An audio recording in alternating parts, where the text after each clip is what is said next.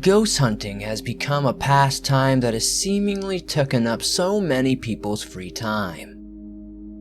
These subscribers share their creepiest experiences while out ghost hunting. I myself has ghost hunted a few times when I was younger, and I can't really say if ghosts are real or not, but these stories are nonetheless creepy. If you have a story that you'd like to hear on the channel in the future video, be sure to send it to the email or the website that you can find in the description down below. Let's get in to these stories.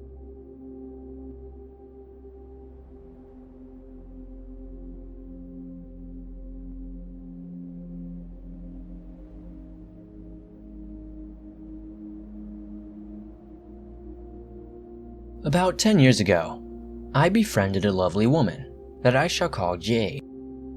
Jade, like me, was quite interested in the paranormal.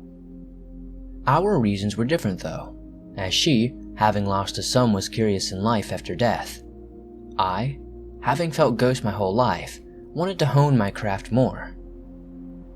Jade had just joined a ghost hunter society in our state and was interested in starting her own local chapter. She was hopeful to gather a group to hunt in eastern Washington. She was in need of a sensitive for her new assembly and was very interested in my abilities. I didn't consider myself that experienced, but knew I had some ghost-feeling talent, yet needed practice. Jade felt I should start with her house for some practice. Since she and her family first moved in to that house in the 1900s, there had been some activity. The activity increased after remodeling, and old pamphlets from the KKK had been found in her wall. She hoped some long-dead racist was not haunting the place. Luckily, the haunting seemed playful, almost childlike in nature. She did not feel that could have been her deceased son. She and I felt he was too busy enjoying his time in heaven with loved ones. We didn't speak of him too much or how he passed. I never wanted to press her for any details and possibly upset her. I could see that she was still quite broken-hearted over his loss. She lived about 2 hours away from me in a tiny little town. Her dark green, white-trimmed house was adorable. It resembled a small Victorian cottage. It was a 2-story with a gingerbread trim front porch surrounded by big shade trees that must have been planted as the house went up. Even the lilac hedge on the side was so old it had grown to more of a line of lilac trees than a hedge. I loved this little place and wanted it for myself. She took me on a tour of her sweet place to see if I could pick up anything. I did not pick up on a presence any place in the house or the usual feeling of being watched. Strangely, what I did continually see was what paranormal activities the family had witnessed in the past. For instance, she took me up the narrow wooden stairs to 2 cute bedrooms tucked under the eaves. At the top of the stairs was a funky little cardboard door built into the wall. I told her that I felt something had happened with that cupboard and baby clothes. She opened it to show me that it was now empty, but a few months before, it had stored many baby clothes and items. Her and her husband had been gone with the house locked up, only to return to find every item in that cupboard had been tossed down along the stairs. I asked her if her large palm plant in the corner of the living room ever shook, and she told me that yes, especially during the renovation. I also knew that the kitchen had been added on and a spirit at one time had been seen walking out the back door. She confirmed that yes, her husband saw a person walk through the back wall. I could actually see she used smudge bundles across the house, and she knew that she had been cleansing. I felt that the renovation had stirred up a few souls, but honestly, they seemed gone now. Hopefully the KKK pamphlet left in the wall was to hide it away at some long time ago, though personally I think they should have burned it. We decided to go ahead and take a walk around the yard and garden. I just sensed old growth and beauty. I pointed out some heirloom flowers that she didn't know she had. I loved the garden, and I admired the large trees and lilac hedge up close. We walked along the front of the house, then I started up the driveway that ended at the back of the house. Jade was following me, and as I got halfway up the driveway, it hit me. The pain in my chest and crippling, heartbreaking emotion that overcame me still makes me cry to this day when I think of it. My hands immediately went to my heart and I began to sob. These were overpowering sobs that I have never experienced in my life. All I could mutter was, "What happened here?" I turned and Jade stopped me and also sobbing. "I'm so sorry," she choked. She took a deep breath and said, "This is where Liam died, her son." I ran to her and held her in that driveway, both of us tears streaming. She was trying to apologize to me, but I wanted so badly to comfort her. I could tell at this point that she was feeling a lot of pain, and his physical pain at the time of her agonizing heartbreak. The poor grieving woman had to walk me shaking into the house, sat me down and gave me a beer and cigarette. She explained to me that a few years earlier Liam's baby brother was in a parked car in the driveway and it began to roll down.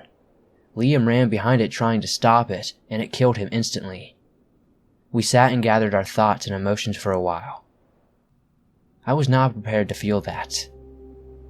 I assured her that Liam was most likely not earthbound. I didn't know I had the ability to feel something like that. I was shaken to the core. It took me over an hour to calm down. About half an hour into the drive home, my throat began to swell and hurt. I did not feel well at all. I pulled over to call my best friend and tell her I was on my way home and was okay.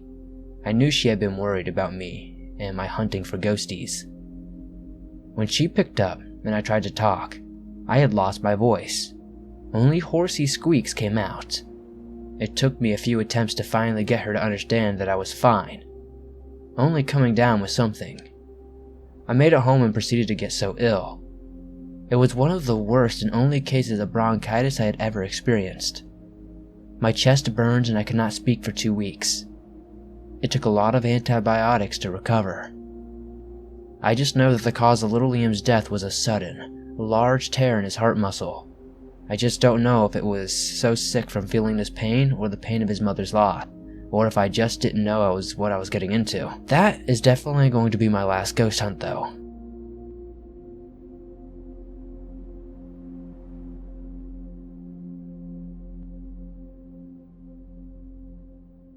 I have been part of a paranormal research team for several years. Each weekend, we go to a new location in our town that is said to be haunted. I will try to be very specific about what happened during this investigation the best I can, but if you have any questions, feel free to comment them below. This story starts with our most recent investigation. We were at a very old, very haunted cemetery in our town called Jordan Cemetery. When we first got there, it was still light outside. We weren't very creeped out. We even felt comfortable enough to split up for a little while. And then, things started happening. I was walking around the back right corner of the cemetery when I felt someone come up behind me and wrap their arms around me. I thought that it was my boyfriend, who was also a member of our team, so I smiled and turned around. But when I turned, no one was there. We had split up and my boyfriend was all the way across the cemetery, along with the other 2 members of our team who were at different ends. I started getting really scared and went back to our meeting point.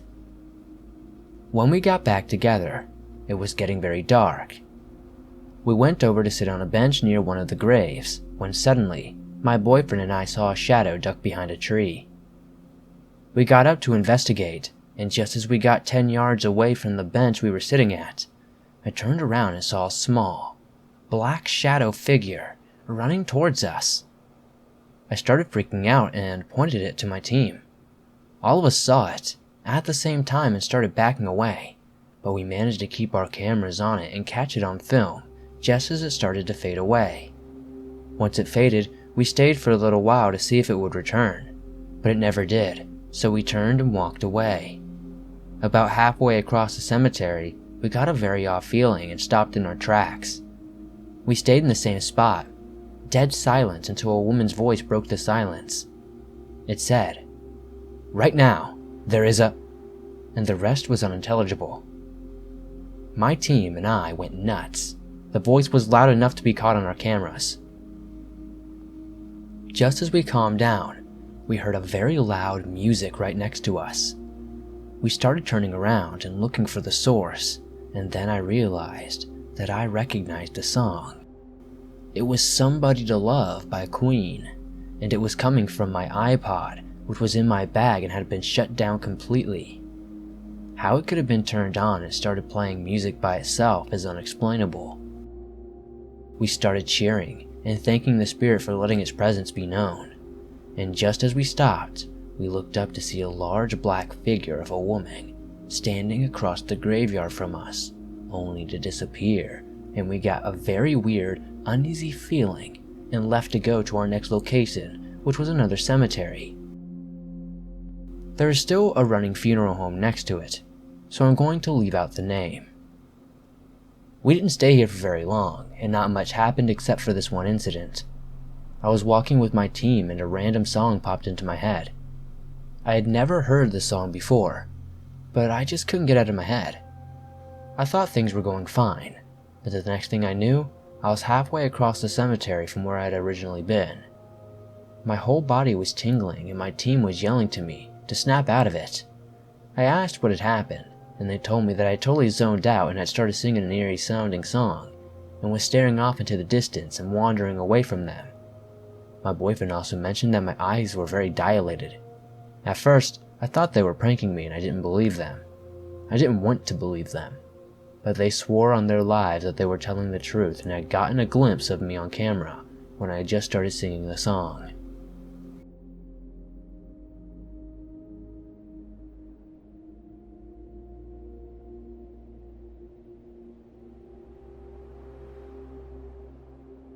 I took part in my first ghost hunt for Halloween last year.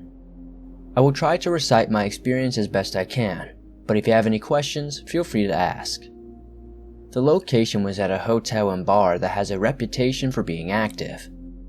The building still trades at a hotel, so I will leave it unnamed. Suffice to say, we had permission from the owners before going ahead. I am a confirmed believer, but have never sought to seek out the paranormal in any way, so approached the event apprehensively but open-minded. The event was a real eye-opener, and the story I would like to tell occurred during one of the vigils we held during the night.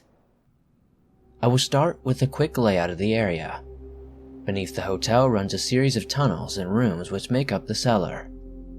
At the far end of the cellar is a narrow tunnel which is used as the barrel run for the bar. We were told that ordinarily this room would be stocked with beer barrels, but on this night it was empty. It was in here where we decided to hold our vigil. The first thing we noticed on entering the barrel run was the cold temperature compared to the rest of the cellar.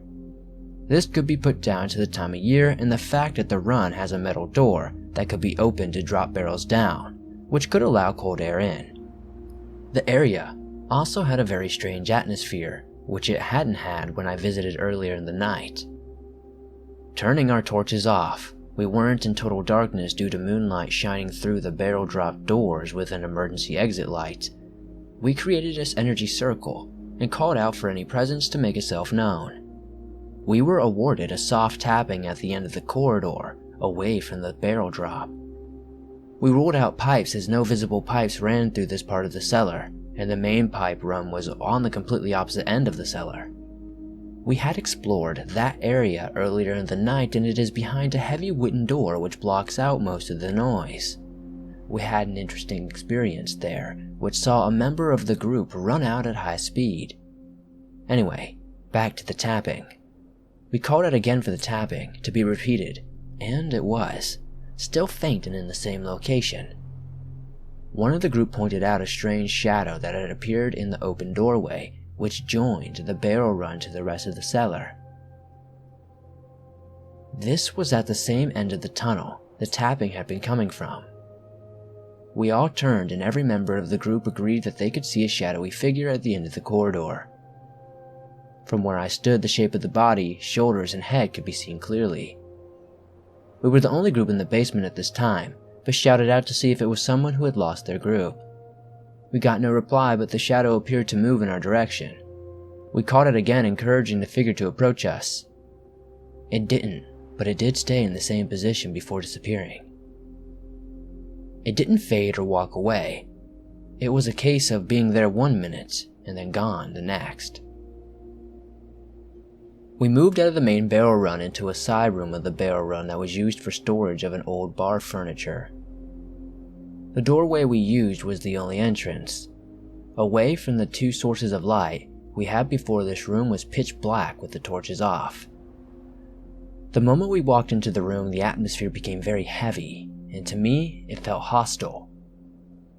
Other members of the group later confirmed that they felt unwelcomed in the storage room. We created a circle around the old table and called out for anyone present to make themselves known. One of the groups facing towards the back of the room said they could see red lights flashing. Great, that's the way my back was facing. Calling out again, we asked if he, the feeling we had was that it was a male spirit with us, could do anything else. The sudden loud noise of wood scraping across stone caused a few screams and numerous torches to be switched on. The table we had circled had visibly turned slightly.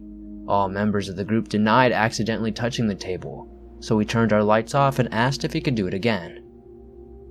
The feeling we got was the entity was a male, and the same person who we had seen as the shadow earlier.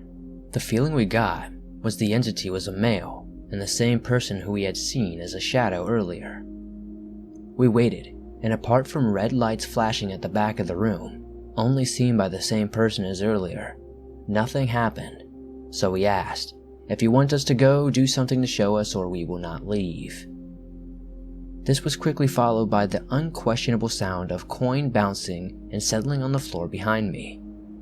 We quickly turned our torches and went to go investigate. The only thing I found that could have explained the noise was a 10-pence coin. This could have been there before we had entered, but it was very distinct noise. Taking that as our cue, we left the room and ended our vigil.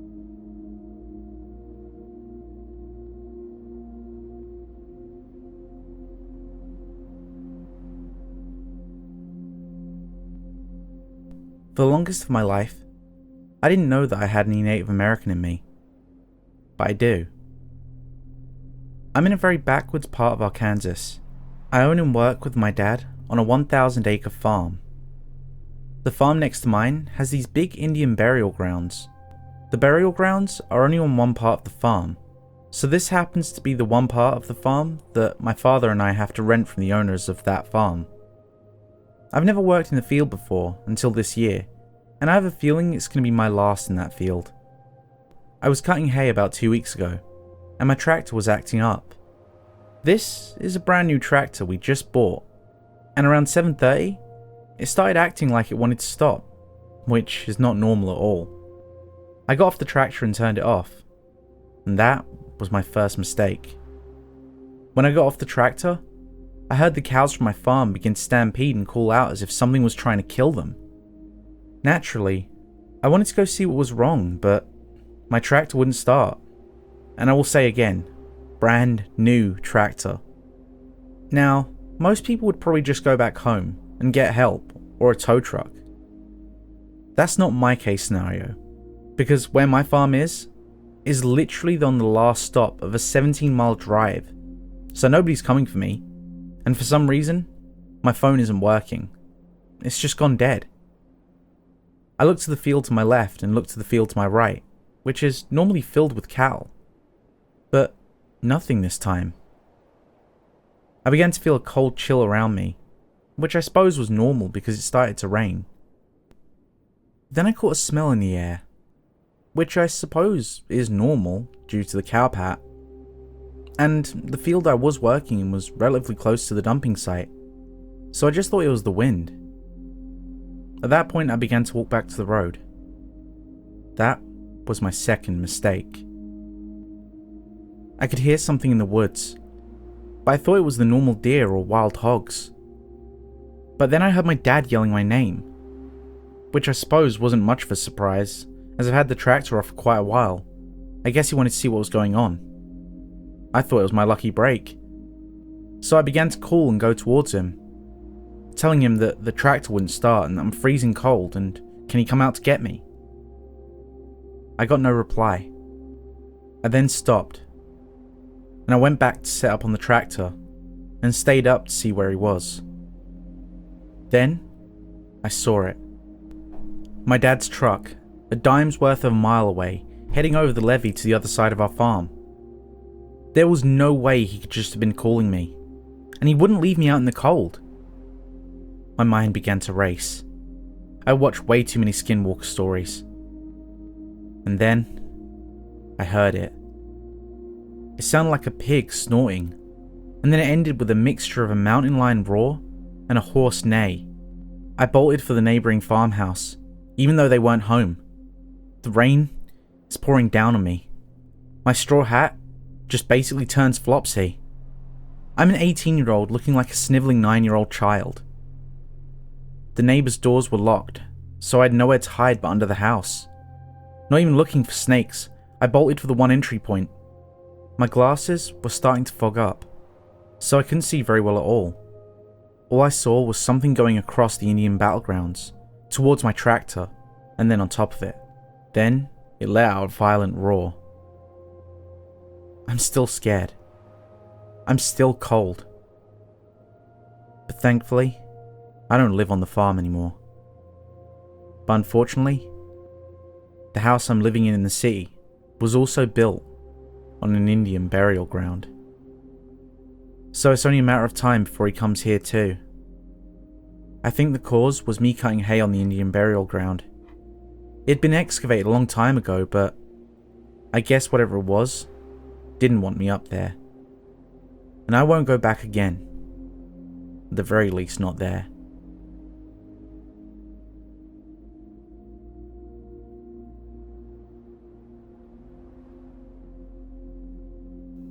I and my friends are really into scary stuff like horror movies and ghost stories. And of course, we love to visit reportedly haunted places, just to challenge ourselves for fun. So, there are these vast pine forest areas up on a hill situated about a 3-hour drive from where I live. Rumor has it that the forest is haunted. Many years ago, some poor people decided to end their lives there by jumping off the deadly steep cliff known as the Bow, as it resembles a ship's bow. People who live nearby have often reported sightings of ghostly body parts scattered around the forest floor, and frightening sounds of screaming and human-like tortured cries for help. We'd heard and known about the pine forest since we were little kids, but somehow we had never had the guts to visit it. Until one day, we got pretty bored of visiting the other haunted places in our town. We had never seen any ghosts, and the pine forest came across our minds when we decided to give it a shot. At first, we seemed a bit reluctant, but then we all agreed that we needed something a little bit scarier to do as we're all in our early 20s. It was a foggy and wet night when we drove our way up to the forest. From the moment that I got in the car, I felt like something's not right. I could just tell that it wasn't. But I didn't want my friends to think that I was afraid, so I showed off a little bit talking about scary possibilities that might happen there in the pine forest. When we finally arrived, the road had divided the forest. It was so dark and cold. We parked in front of an abandoned building and then made our way into the pine trees. Everybody walked so fast and nobody even said a word. The forest was so dark and frightening. We kept walking for minutes until we finally saw the bow. We sat down and gathered and started talking and telling ghost stories and scary legends related with the pine forest. We started talking about those who have died here. When my friend Bobby was telling his story, suddenly I saw a quick movement in the corner of my eye. I turned around and whatever it was already gone. At first, I thought it could be some animals wandering around in the forest, but then we heard scratching voices coming from the top of the bow, as if there was something up there dragging its body up to it. I looked up, and I could make out a vague dark silhouette of a man standing there, looking down at us. I started shaking all over, and my friends were now all looking at me. Bobby had seen it too. He grabbed my shoulder tight and whispered, "Who's that?" I was just too afraid to break the silence. "Let's get out of here," said Bobby in a low tone. But we were so scared, we got petrified. Bobby was the first to get on his knees. "We better get back out of here now," he whispered, and then started walking. We all followed him silently. As soon as the bow was out of sight, we started running as fast as we could. For a moment there, I thought the dark figure was coming after us. I was really afraid. I kept praying to God while running. When we finally saw our car, my friend Dickie told us that he had left the key in the forest. We all started cursing him, but then we decided to break into the abandoned house and stayed inside until morning, though it was really dark in there. That night, none of us could sleep. We spent the night feeling frightened in a tiny room in the house. It was a squeeze, but we didn't care. At around 2 a.m., we heard light footsteps somewhere in the left wing of the house. We squeezed closer and tighter, holding our breath. As the sound of the footsteps became louder and louder, I closed my eyes tight and plugged both my ears with my index fingers, and then I felt the presence in the room with us. But I kept my eyes and ears shut. I was too afraid. I got the tingling sensation as if somebody standing pretty close to me. It lasted for about 30 minutes. I could feel my friend squeezing my body from all sides. When I finally got tired, I got my hands off my ears and embraced myself, but I kept my eyes shut still. We sat on the floor there in the dark, tiny room for about 4 hours, but it felt as if we had been there for ages. At around 6 a.m., we finally got out of the house. The sky had looked a little brighter. When the sun finally rose, we went back to the forest to get to the key, and then we drove back to town as soon as we could. Nobody talked. We still couldn't believe our luck. We finally made it back home safe and sound. Even until today, I still get the goosebumps whenever I think about that terrifying night in the pine forest. I sure as hell will never go back there, even if it was the last safe place on Earth, and I definitely won't be trying to hunt any ghosts anymore.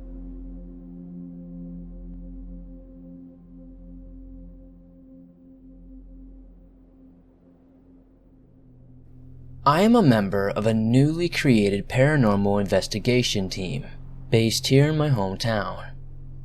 It all started when our group of about 10 or so friends decided to go over to Waverly Sanatorium in Kentucky.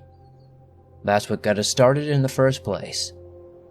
Over the next few weeks, some of our group members kind of fizzled out and didn't hang around as much, but there are about 5 or 6 of us that's still going strong, including myself. My first solo experience with a spirit happened at one of our group's founders' house. There were 3 founders, me and 2 of my friends, and this is our normal hangout spot on the weekends. A little history about the house as we were in at the time. My friend's stepbrother and his mom used to live in that house. His mom has now passed on, rest her soul. She was into the Wicca and witchcraft realm. She would hold seances in graveyards, do different rituals in the house. They lived in with no regard for what would happen. Me and my friends, 2 girls and 4 or 5 guys, were hanging out over at the house. Nothing really happens in the house while a big group is there, but the girls were ready to go home. So my friend, who owned the house, was going to take them home. We had the idea for me to stay back on my own, first mistake, and do an EVP session in the house, which of course, being the tough guy I am, I said sure. They leave. I say goodbye to the girls and see them off. This is where it gets trippy. I go back into the house to do the EVP session. The recorder is lying on the table by the door, and the kitchen is on the far side of the room as you walk in. It's a rather long living room that leads to the 3 bedrooms and the bathroom. That's pretty much the house, other than the attic, which is a big no-no to go up there alone. So, I walked to the kitchen and grabbed me a drink. When I came back in the house, it felt a lot heavier. It just felt different from when everybody else was here earlier. As I am coming back from the kitchen to grab the recorder, I felt like I had to stop in the middle of the living room, so I did. I stared down the hall and I knew something was there. I could just feel it. Then I hear 4 footsteps walk right up to me and stop. At this point, I was pretty freaked out. Then it was like someone stomped their right foot in front of me, where this thing should be standing. That was enough for me. I hightailed it across the street to this other house and sat on the porch until they got back. I waited for maybe 20 minutes. When they returned, they thought I was still in the house.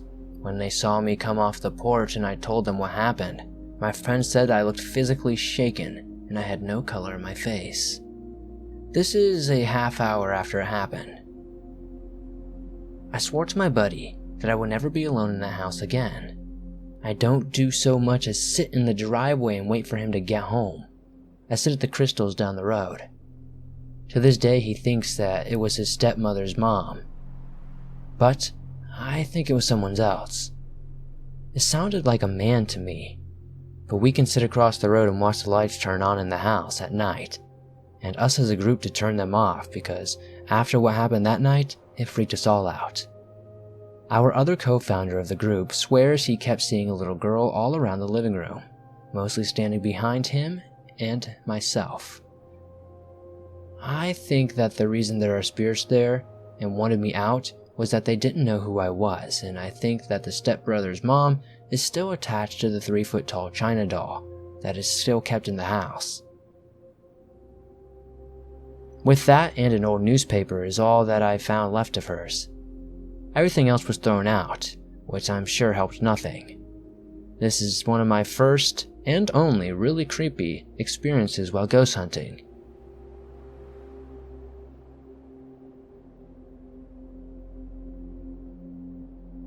Thanks for watching this video.